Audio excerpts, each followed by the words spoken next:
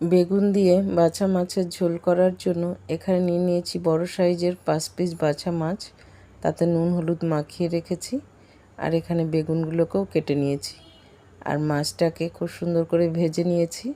আর ওই মাছের তেলের মধ্যেই নিয়ে নিয়েছি, ফোড়নে দিয়ে দিয়েছি শুকনো লঙ্কা আর কালো জিরে ফোড়ন, তার মধ্যে দিয়ে দিয়েছি পেঁয়াজটাকেও খুব সুন্দর করে ভেজে নিয়েছি।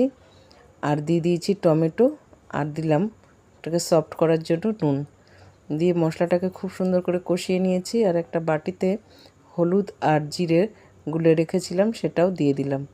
দিয়ে দিয়েছি বেগুনটা দিয়ে খুব সুন্দর করে কষিয়ে নিয়ে তার মধ্যে দিয়ে দিলাম গরম জল। এখন ঝোলে জাল উঠে গেছে, দিয়ে দেব মাছ। এইভাবে বাছা মাছ দিয়ে বেগুন দিয়ে ঝোল করলে গরম ভাতের সঙ্গে কিন্তু খুব ভালো লাগে। তোমরা কিন্তু একবার অবশ্যই ট্রাই করো, খেতে কিন্তু দারুণ হয়। বেগুন বাছার ঝোল আমার ডান।